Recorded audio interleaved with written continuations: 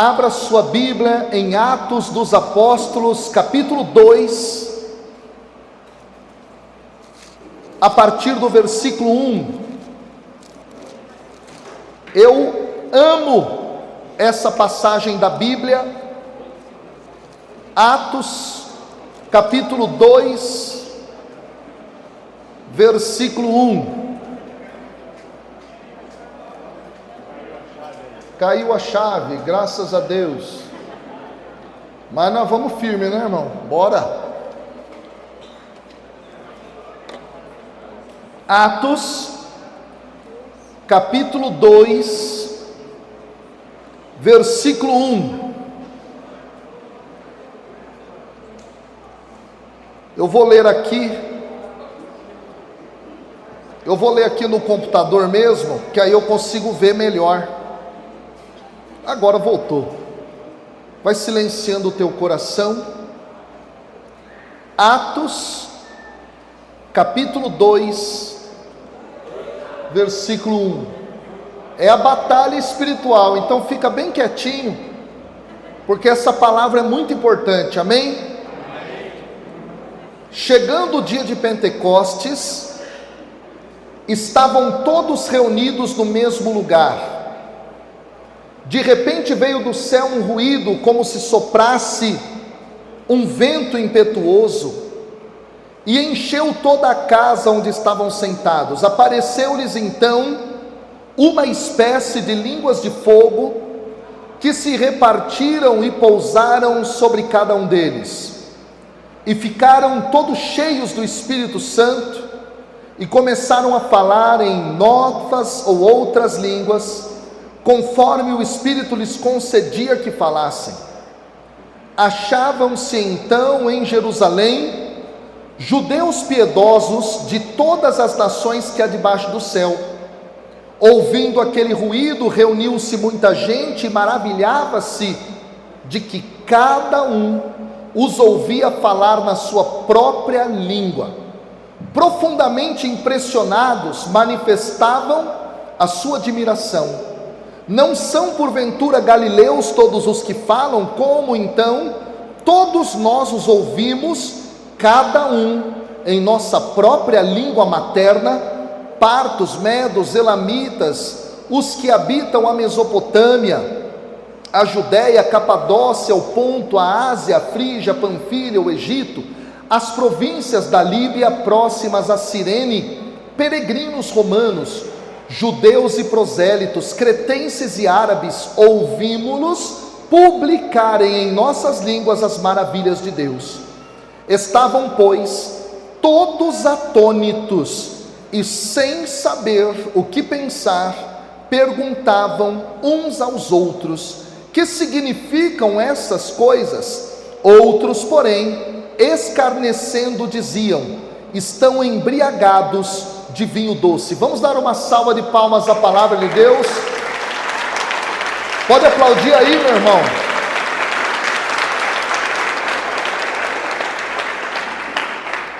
Deixa a sua Bíblia aberta, nós vamos voltar a ela várias vezes ainda hoje, nessa palavra, pregação de agora. Queridos irmãos e irmãs, como eu estava dizendo, eu amo essa passagem da Bíblia, e eu venho estudando essa passagem há muitos anos, e fiz o meu doutorado na teologia, na área bíblica, dentro dessa passagem. Pesquisei durante 5 anos, e trabalhei essa passagem na tese doutoral, que um dia, se Deus quiser, eu vou publicar como um livro, e ela é uma passagem encantadora, que eu quero trabalhar com vocês parte por parte dela. E a primeira grande parte é o versículo 1. Nele nós encontramos: tendo-se completado o dia de Pentecostes. A Bíblia Ave Maria traduz como chegando o dia de Pentecostes. O verbo grego é um verbo raro. Simplerostai foi traduzido por chegando, ou tendo se completado.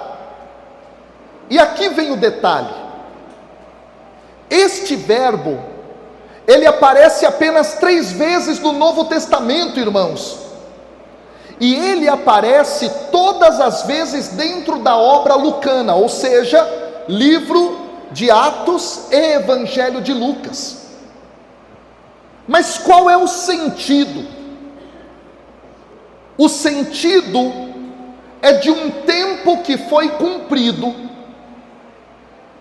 Um sentido é de um tempo que foi, portanto, inaugurado. Atenção! No dia de Pentecostes, aqui em Atos capítulo 2, se inaugurou um novo tempo na história. Tanto é assim, que no Antigo Testamento, nós encontramos em 2 Crônicas 36, 21, na versão grega, justamente esse mesmo verbo, para falar a respeito de 70 anos, que foram para cumprir um determinado período.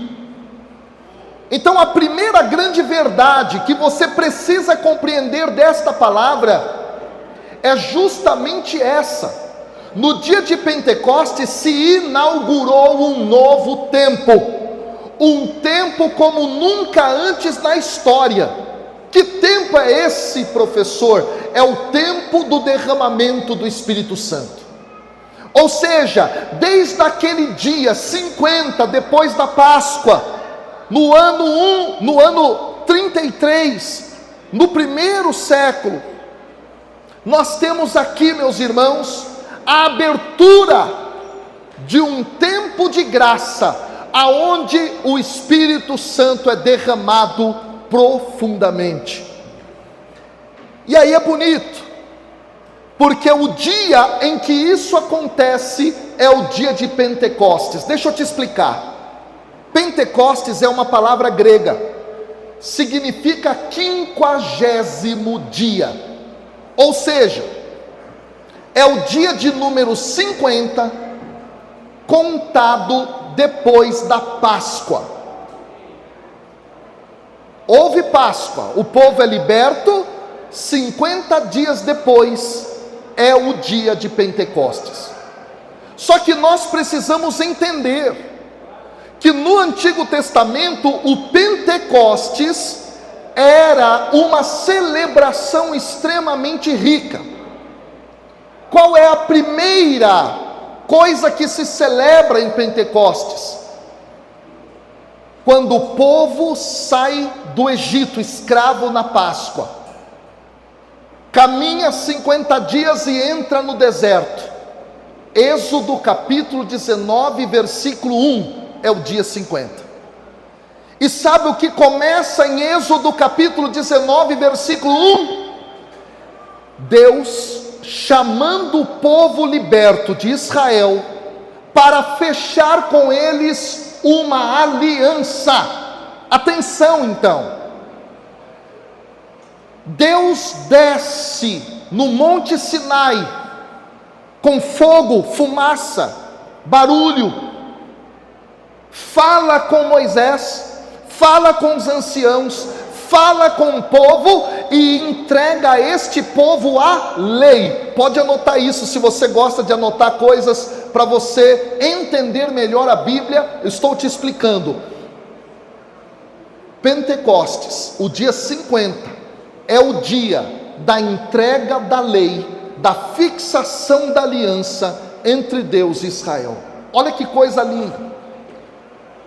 E é nesse momento que Deus dá a Israel uma vocação. Qual é a vocação que Deus deu a Israel? Segundo Êxodo capítulo 19, que o povo de Israel seria um povo sacerdotal. O que é um povo sacerdotal? É um povo que liga céu e terra. Por que liga céu e terra? Porque Israel, presta atenção, irmão, senão você nunca vai aprender o que é igreja. O povo de Israel é o povo escolhido entre todos os povos para ser um instrumento de Deus, para voltar todas as nações a Deus, mediante o Messias que nasce desse povo. Então Deus fixa com eles uma aliança e diz: vocês vão ser esse povo, que vão ser instrumento. Por meio de vocês vai chegar o Salvador, e toda a criação vai ser restaurada por meio de vocês. Está claro isso, sim ou não? Isso é muito importante. Agora vem o segundo detalhe. Quando nós olhamos para o Pentecostes do Novo Testamento, esse que nós acabamos de ler, nós temos aí a mesma celebração, só que agora, quem vai dar continuidade à missão de Israel é a igreja de Jesus.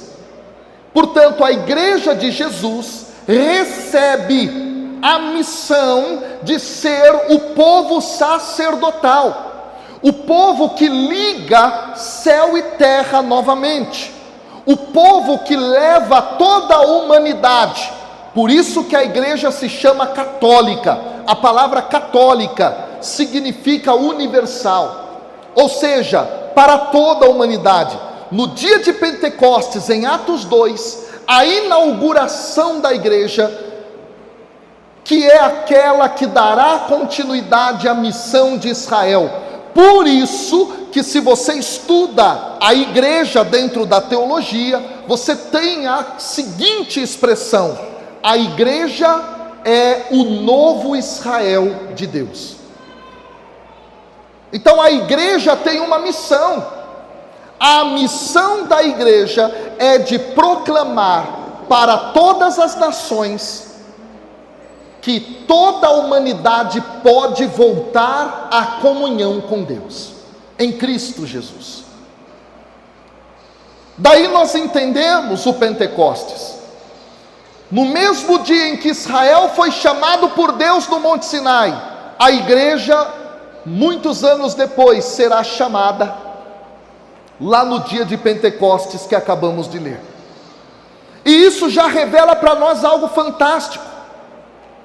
O chamado seu e meu, nascido em Pentecostes, é de falar de Deus a todas as nações. Daí é que nós entendemos que quando estes 120 que estavam dentro do cenáculo recebem o Espírito, eles falam para que pessoas do mundo inteiro possam entender na sua própria língua. Olha que coisa maravilhosa, meus irmãos.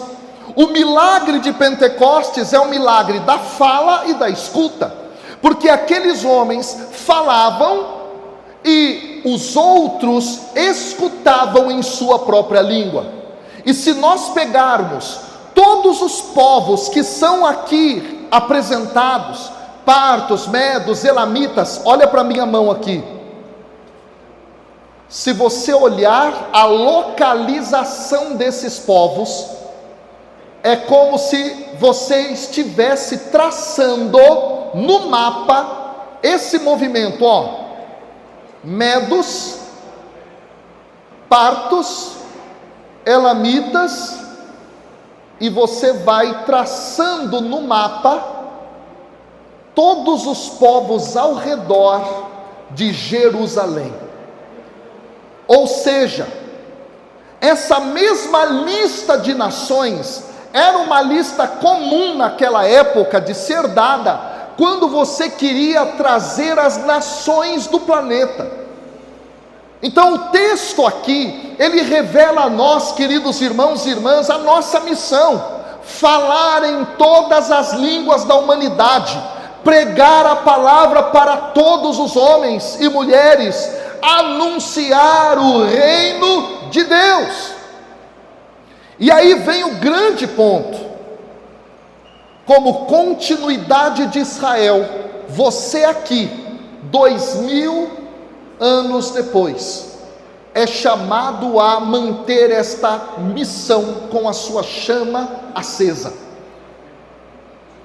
Eu e você, irmãos, estamos no mundo, lá no nosso trabalho, na nossa profissão, no nosso cotidiano, na nossa família, na nossa vizinhança, para isso, para trazermos pessoas para o Senhor, para proclamarmos a elas que a salvação chegou, que todos agora em Cristo têm acesso ao Pai. Olha que mistério maravilhoso!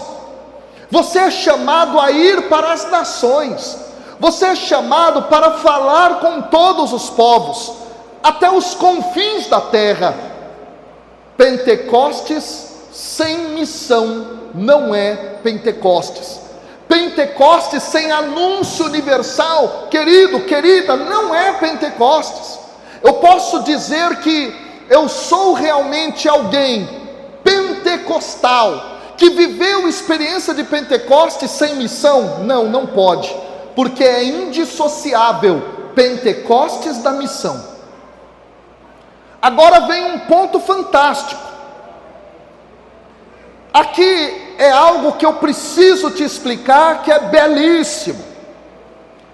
Lucas, ao escrever Atos, ele diz que o que desceu sobre aqueles homens foram línguas de fogo, ou línguas como de fogo. Aqui vem algo fantástico.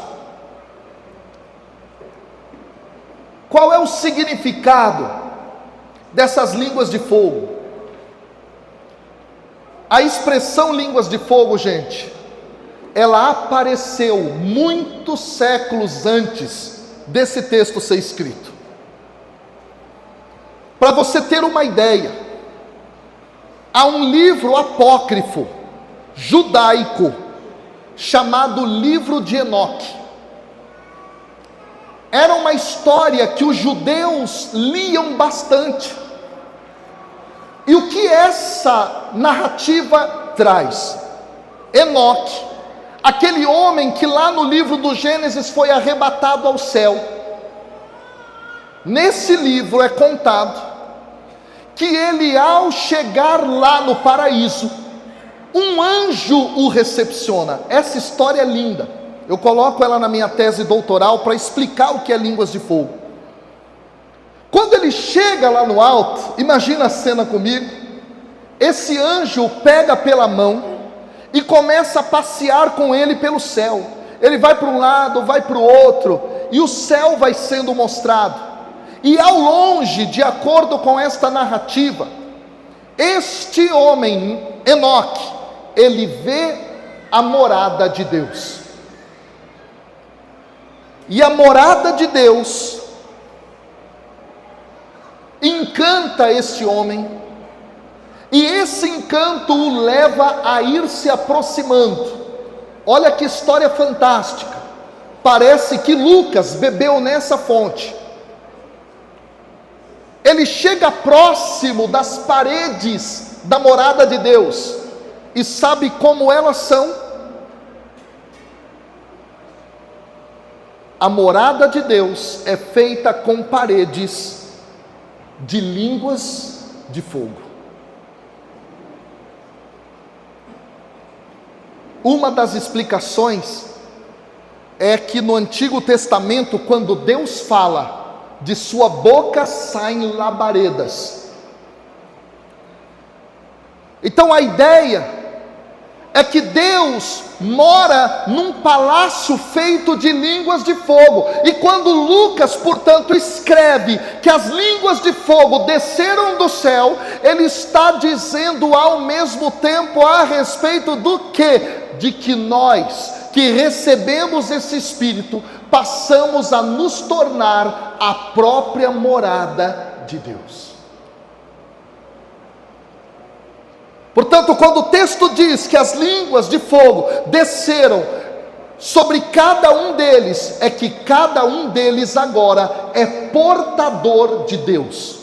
O apóstolo Paulo, na sua teologia, ele trabalha algo fino, espetacular, de uma largura, altura, profundidade maravilhosas. O apóstolo Paulo, em 1 Coríntios 3,16 e Efésios 2,22, quando ele fala da obra do Espírito Santo no ser humano, ele diz o quê? Que nós, seres humanos, somos templos do Espírito Santo de Deus. É a mesma ideia. Deus desceu para habitar em nós. Você, eu, cada um que recebe o Espírito é morada de Deus. E por que não dizer, é templo de Deus. É isso o que acontece em Pentecostes, e é isso que acontece conosco ainda hoje, porque os tempos deste derramar já se inauguraram. Olha que coisa mais espetacular, mais saborosa, mais deliciosa da palavra de Deus. Nós somos portadores de Deus. Você é morada do Espírito. O Espírito te habita, ele repousa dentro de você. Esse mistério, meu querido e minha querida, precisa ser gravado no coração de cada católico, no coração de cada católico que é por excelência e por essência pentecostal. Nós nascemos em Pentecostes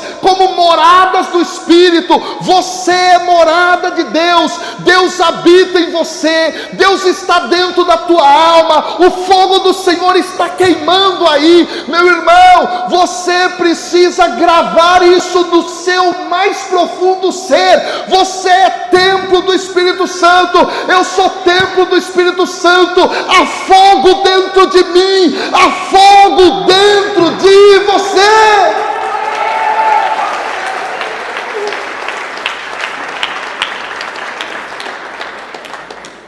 E veja que maravilhoso, veja que mistério espetacular. A palavra de Deus nos diz que ao receberem do céu essas línguas, repousaram sobre cada um deles. Atenção, atenção, este repousar precisa ser entendido por nós, irmãos. Isso é maravilhoso. Sabe o que acontece aqui? O verbo repousar na língua grega, ele é um verbo cujo significado é mais profundo do que nós podemos imaginar. Esse verbo aparece dentro do Novo Testamento e traduzido em alguns lugares por se assentar. Vou pegar uma cadeira. Deixa eu ver se não dá microfonia aqui. A imagem que Lucas usa é essa aqui, ó. As línguas desceram, e aquilo que está na nossa Bíblia em português é repousaram, no grego é se assentaram. Assim, as línguas se assentaram em cada um deles. O verbo se sentar em grego, ele é usado no contexto de Jesus, quando ele se senta para ensinar. Quando diz, Jesus se assentou, e o Oscar lembrava do Frei Gilson no PHN. PHN é isso, irmão?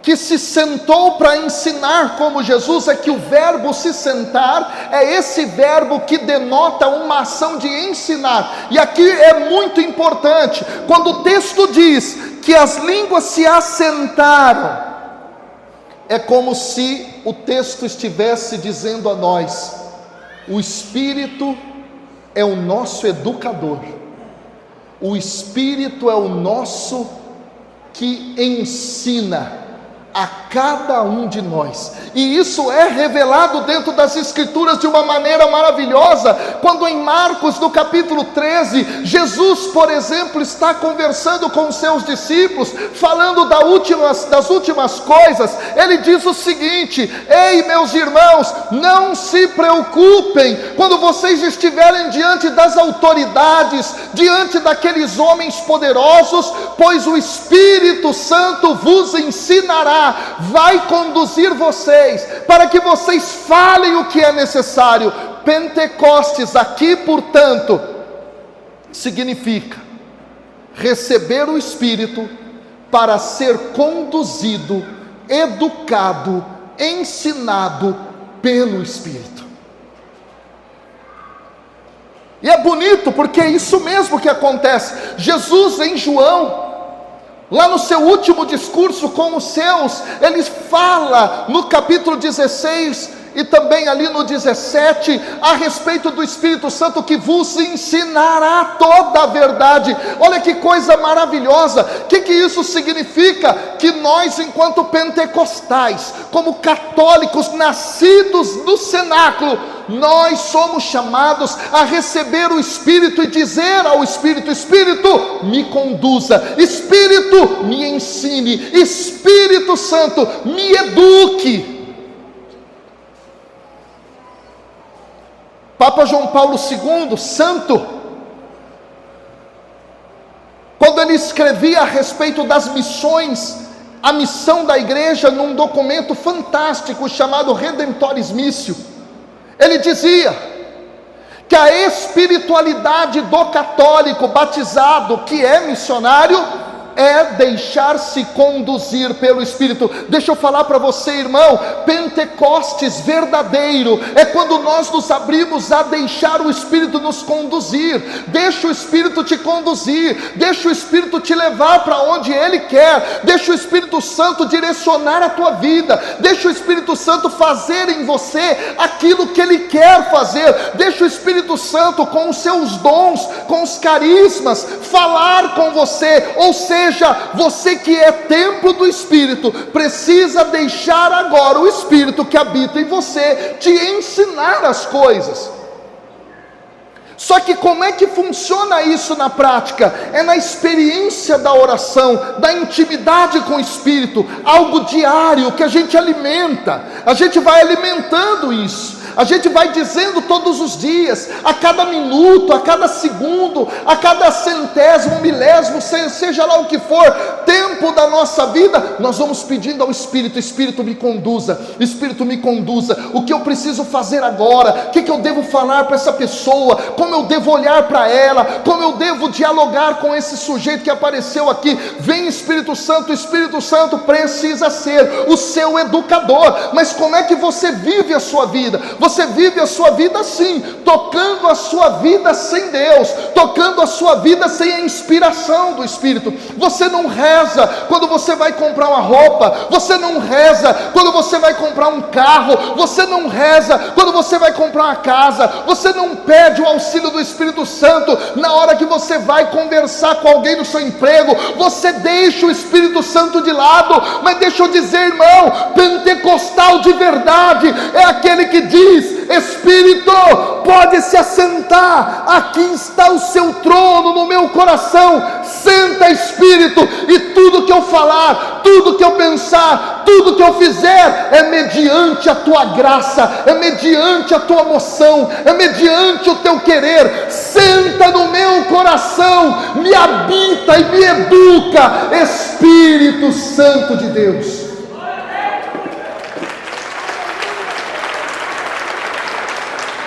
Você faz isso todo dia.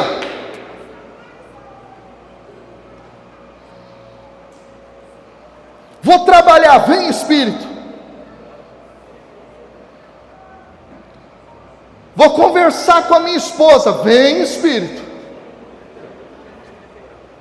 Vou conversar com meu esposo, vem Espírito. Vou começar uma faculdade, vem Espírito.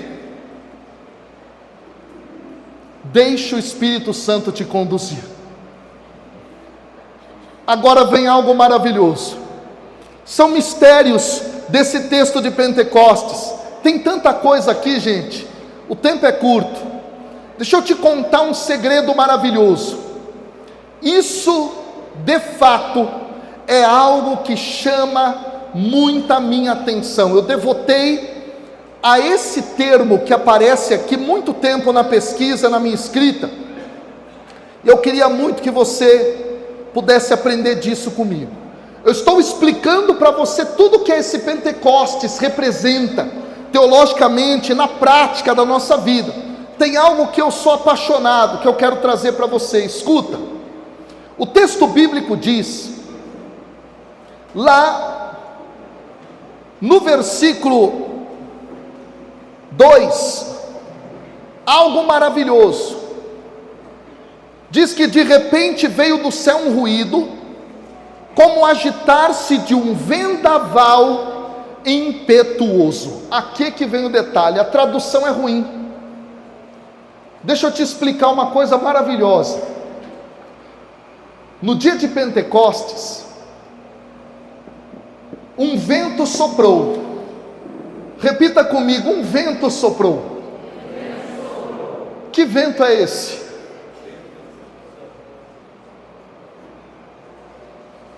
Aí, nesse momento, é o Espírito Santo, sim ou não? Sim. Então presta atenção para você ver se é ou não é. A palavra Espírito, quando se refere ao Espírito Santo, na língua grega, é a palavra pneuma. Repita comigo, pneuma. Sabe qual é a palavra que é usada aqui? Não é pneuma. Ora, professor, então que palavra é? Eu vou ler para você no grego: rosper, feromenes, pinoés. Essa é a palavra. Biaías. Pinoé, que foi traduzido por vento, na língua grega, só vai aparecer 2 vezes no Novo Testamento inteiro.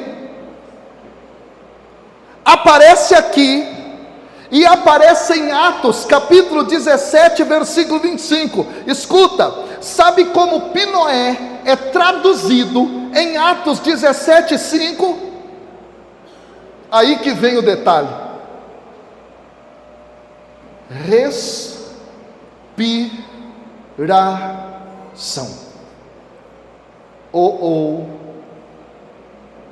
Então o Senhor está dizendo, professor, que o que está aparecendo em Atos capítulo 2, versículo 2, é que o vento que entra ali é o vento de uma respiração. Exatamente o que eu estou dizendo.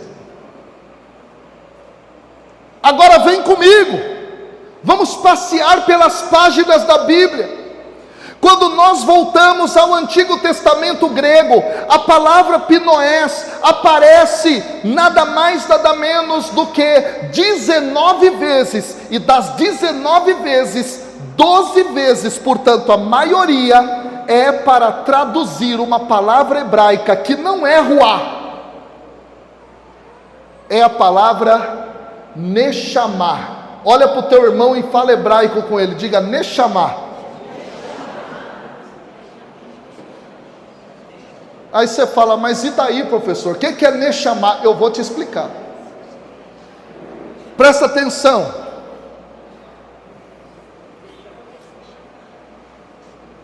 Gênesis, na criação do ser humano, capítulo 2, versículo 7.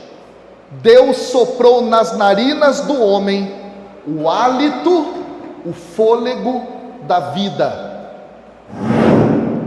Nechamá, em grego, pinoés. Sabe o que Lucas está dizendo? que em Atos dos Apóstolos, capítulo 2, versículo 2, o que está acontecendo é uma nova criação, ou seja, do mesmo modo como no início de tudo, quando Deus criou Adão e soprou nele Neshama, lá em Pentecostes, no cenáculo, é Deus, soprando e recriando toda a humanidade. Escuta, Pentecostes é a experiência da recriação. Se você se diz alguém, de fato, que ama Pentecostes, que quer viver pentecostalmente, que você quer viver de acordo com a espiritualidade dessas palavras da Escritura, deixa eu dizer, você precisa compreender que um Pentecostes de verdade leva você a uma experiência de se tornar uma nova criatura. O que acontece na experiência pentecostal? Uma nova criação. E daí nós entendemos a teologia paulina, quando lá na segunda carta de Paulo aos Coríntios, Paulo fala a respeito disso, no capítulo 5, versículo 17: todo aquele que está em Cristo, nova criatura é, passou o que era velho, e eis que tudo se faz novo. Sabe o que Paulo está dizendo? Quem experimenta o Espírito morre e ressuscita, morre e vive para uma nova vida. Deixa eu te dizer, se você receber mesmo Pentecostes, se você experimentar de verdade Pentecostes, você passará por uma nova criação. Morre quem é velho, morrem as obras da carne, morrem as obras desse humano longe de Deus, renasce uma mulher nova, renasce um homem novo. E aí que vem o detalhe, meu irmão e minha irmã, deixa eu dizer, hoje o Espírito Santo quer trabalhar em você, na oração que a gente vai fazer, o Espírito Santo quer fazer você uma nova criatura, uma nova pessoa. Ele quer fazer com que morra definitivamente a mulher velha, o homem velho, para nascer um homem novo. Deus quer recriar você, Deus quer fazer uma nova criação em você. Deus quer que você seja uma pessoa que realmente abandonou a vida velha. E deixa eu dizer, meu irmão, é isso que Deus quer fazer agora conosco, nesse Aviva. Deus me trouxe aqui, trouxe o Oscar aqui, trouxe o ministério aqui, trouxe os intercessores aqui, trouxe toda a equipe aqui para viver com você uma experiência de renovação de verdade. Você quer hoje dar um fim na vida velha para nascer para uma vida nova, sim ou não? Sim. Você deseja ser pentecostal de verdade, sim ou não? Sim. Então agora a cumbuca vai azedar. Eu vou finalizar a pregação com desafio.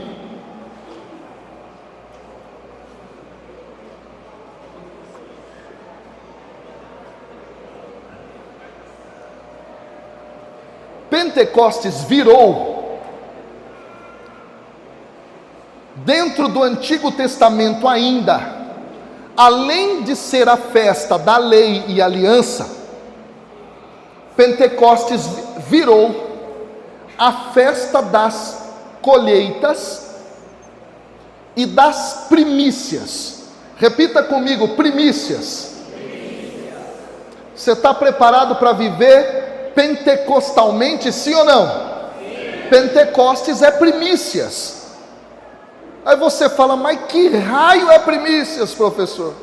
Eu nunca ouvi falar disso. Deixa eu te explicar. Levítico capítulo 17, e em outros lugares também. Pentecostes, meu querido e minha querida, escute bem. Pentecostes, sobretudo também Levítico, lá no capítulo 23, do versículo 1 ao 44, e Deuteronômio capítulo 12, versículos 5 a 6, e Êxodo 23, versículos 4 a 17. Escuta, nesses três lugares está sendo explicado o que é a festa de Pentecostes enquanto dimensão das primícias.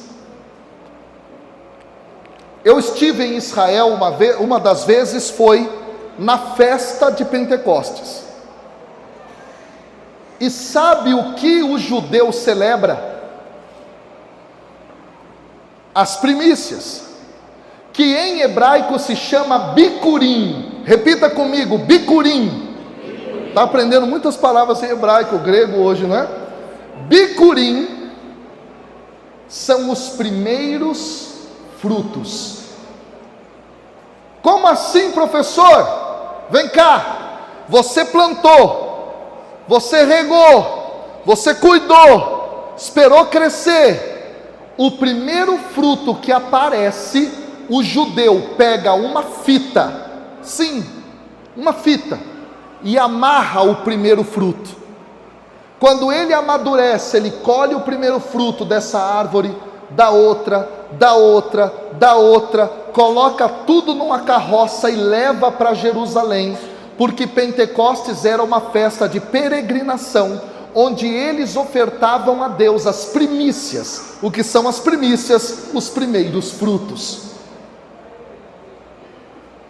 Então o primogênito dos animais é primícia. O que você faz? Leva e entrega para Deus.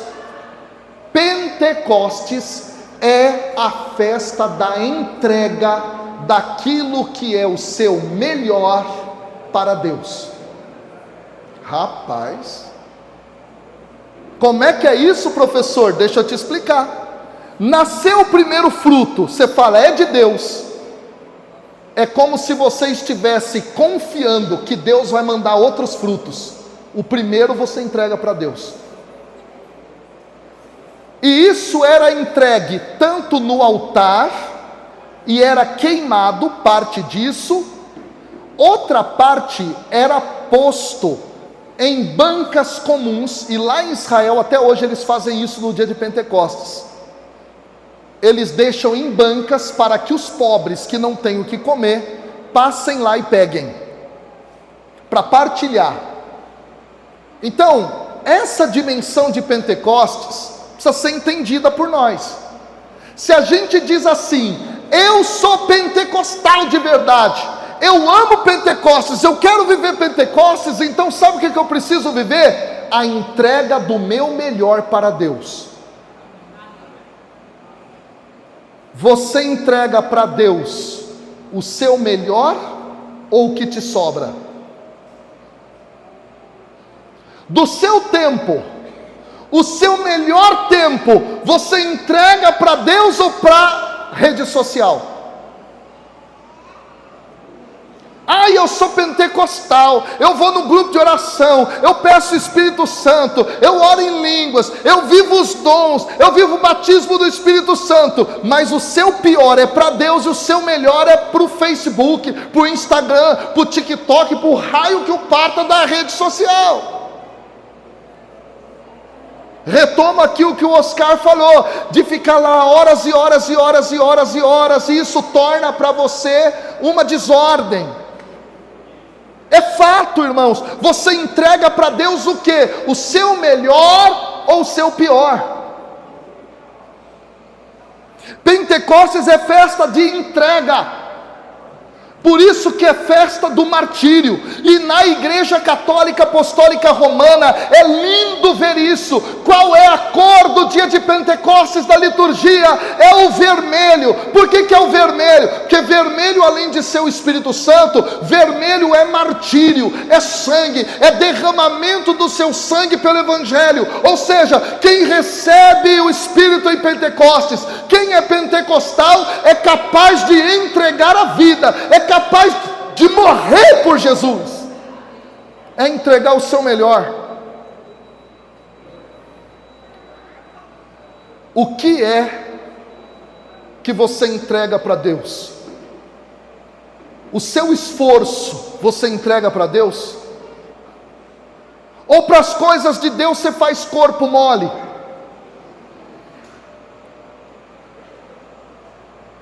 Para as coisas de Deus você sempre tem um corpo mole. Não, agora não, daqui a pouco. É hora de rezar, não, rezar agora não, daqui a pouco. É hora de ler a Bíblia, agora não, daqui a pouco.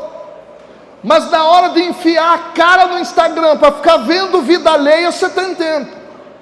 Você entrega o seu tempo melhor para Deus.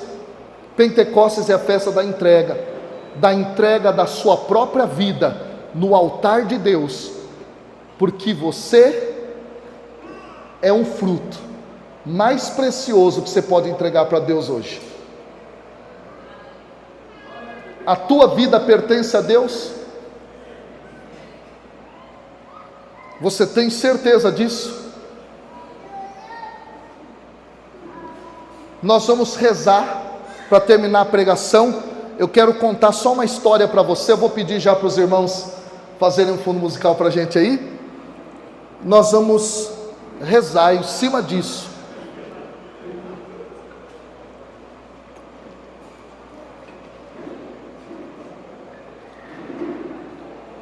O Brasil precisa de santos, disse São João Paulo II quando pisou aqui no Brasil uma das vezes. E a vida pentecostal é a vida de santidade. O que é a vida de santidade? É a vida de consagração. O que é a consagração? É tornar sagrado. O que é tornar sagrado? No latim, sacrum fatiri. O que é sacrum fatiri? É fazer separado, fazer sagrado, fazer diferente, no sentido tão bonito, que a palavra sacrum fatiri tem a mesma raiz da palavra sacrifício. Ser santo é fazer um sacrifício. Ser santo é entregar-se a si mesmo, totalmente, sem reservas, para Deus e o seu reino. Quando o Papa veio ao Brasil e clamou: o Brasil precisa de santos, eu quero dizer, meu irmão, isso é a cultura de Pentecostes. A cultura de Pentecostes que a gente na renovação vive falando, precisa ser entendida. É isso que é a cultura de Pentecostes, é a cultura da entrega de si. É a cultura de você viver a santidade conforme Deus quer, e se necessário for, derramar o seu próprio sangue.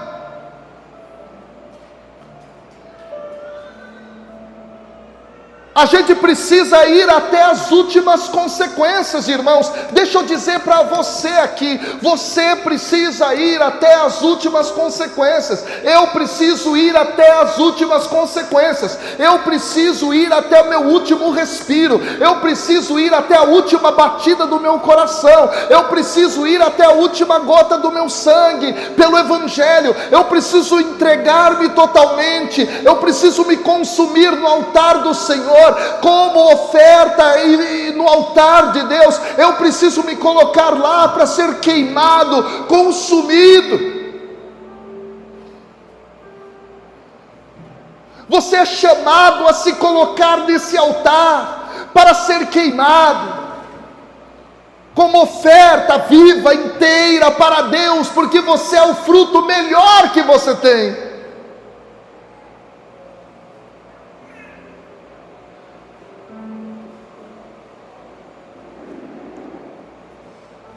Eu fui pregar no Rio de Janeiro há muitos anos atrás. Eu devia ter 18 anos de idade.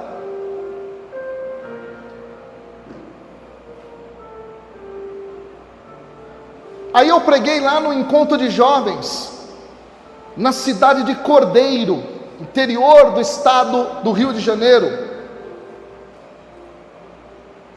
Isso era 1999, 2000, por aí, era muito tempo atrás. E eu me lembro até hoje de um pregador que me contou uma história que eu nunca mais me esqueci. O nome dele era Álvaro. O Álvaro era um negão forte, lutador de jiu-jitsu, pregador. E lá no Rio de Janeiro existe uma obra chamada Maranatá. O que é Maranatá? Maranatá é um evento de conversão para a juventude muito forte. E eles levam gente assim da pior vida possível para entregar para Jesus. E o Álvaro então começou a contar naquele retiro que fui pregar, isso como eu disse há muitos anos atrás, e ele começou a contar a história de um traficante. Diz que eles pegaram o traficante lá no morro, convenceram o traficante de ir para o encontro. Aí chegou lá no encontro, todo mundo sabia, porque tinha muita gente de uma comunidade lá do Rio, sabia que aquele homem era traficante, estava todo mundo com medo dele, e vinha um pregador e pregava, a palavra de Deus entrava no ouvido, saía pelo outro, aquele traficante ficava desafiando os pregadores, sentadão lá, com o braço cruzado, cara de mal, dizendo assim: olha, quem é você para falar um negócio desse? Você sabe quem que eu sou? Eu posso picar você inteiro, eu queimo você todinho.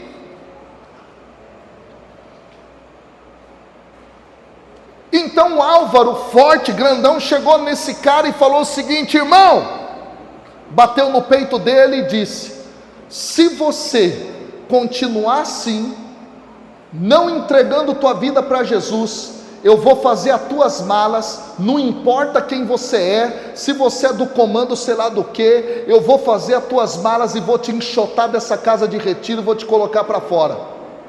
O traficante olhou para o Álvaro, aquele cara grandão, e falou: é para entregar a vida para Jesus? Ele falou: é para entregar a vida para Jesus, irmão. O traficante naquele retiro entregou a vida para Jesus. Aí na semana que aconteceu o retiro, era o grupo de oração durante a semana. Aí todos os jovens que estavam naquele retiro foram para aquele lugar, para o grupo de oração. A coordenadora do grupo de oração pegou o microfone e falou assim: quem aqui estava no Maranatá e quer dar um testemunho de vida, de transformação? Meu irmão, o traficante levantou lá da cadeira dele e foi andando pelo corredor da igreja, todo mundo já olhando para um lado, para o outro, falou: não era esse cara que matava, não era esse cara que traficava, não era esse cara que fazia as maldades com as pessoas aqui? Pois é, o cara está aí. O cara pegou o microfone e falou assim: desde esse final de semana que passou, eu entreguei a minha vida para Jesus, agora já era, eu sou de Jesus Cristo, amém? O pessoal aplaudiu e fez aquele escarcéu da igreja de alegria e tudo isso. Deixa eu te contar, passou a semana, quando chegou no final da semana outra, ele então estava na sua casa, e de repente bateram palmas no portão da onde ele morava: fulano de tal está aí.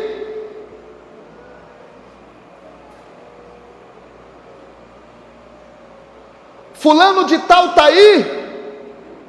Aí ele saiu. Quando ele saiu, eram os caras de fuzil.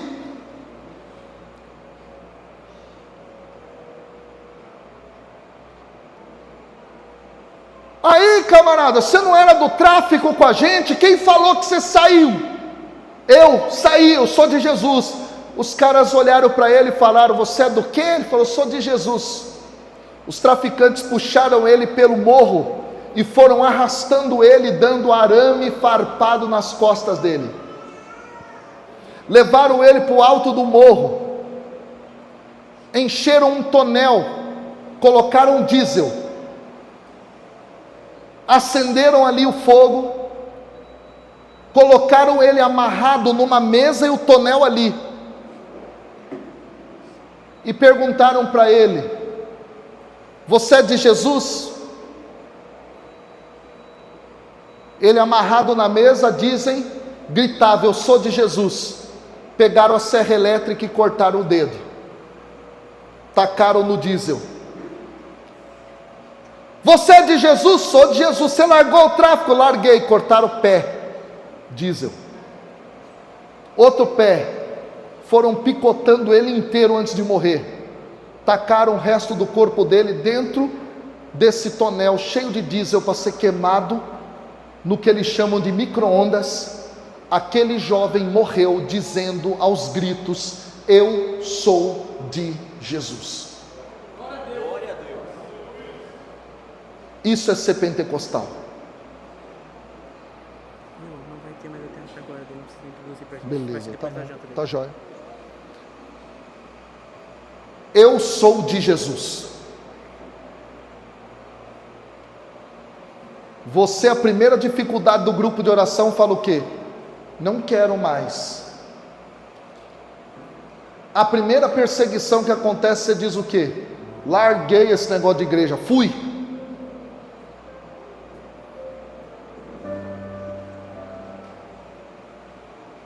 Aqui agora, só vai se levantar para rezar na hora que eu pedir quem quer ir até as últimas consequências.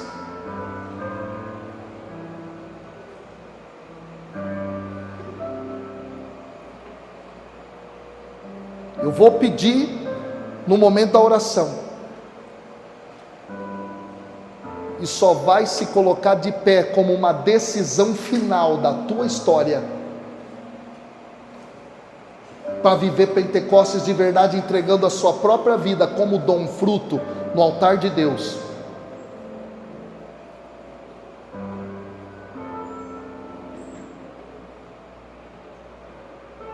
Quem verdadeiramente dizer: eu vou até o fim.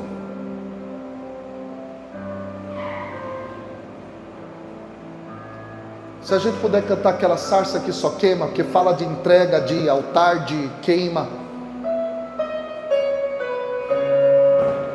Fecha teus olhos por um instante. Você não vai encostar em ninguém. Você está com a mão dada para alguém, você tira. Estiver abraçando, desabraça. Agora é você e Jesus. Nós falamos de Pentecostes, irmão, e Pentecostes é compromisso de entrega. Pentecostes é dar de si, dar o melhor que você tem para dar a Deus até as últimas consequências, até o fim.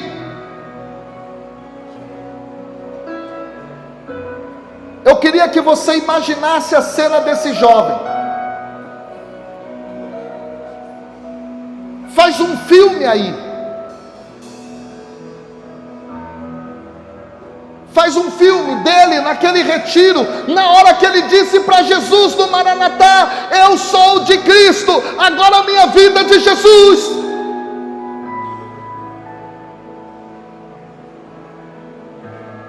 Imagina esse jovem lá do Rio de Janeiro, chegando naquele grupo de oração, pegando o microfone, eram seus últimos dias. Agora eu sou de Jesus.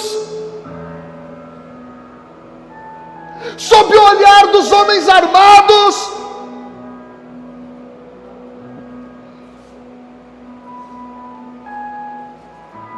imagine as suas últimas horas. Um jovem que entregou a sua alma a Cristo, que deixou ardendo do fogo do Espírito.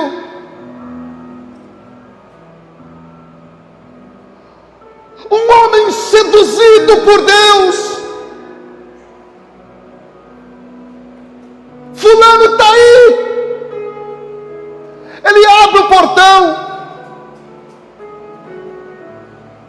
mas ele estava configurado ao Cristo crucificado.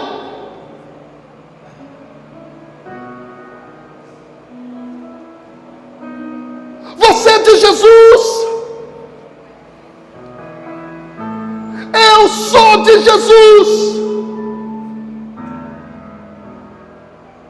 A cada gota de sangue, a cada grito, Jesus. Eu sou de Jesus. Com partes do seu corpo sendo consumidas pela chama, eu sou de Jesus.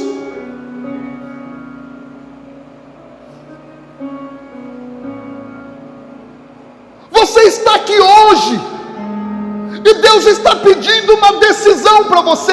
Você que é de fato pentecostal, você que é de fato alguém que quer viver o Pentecostes, você vai tomar uma decisão agora.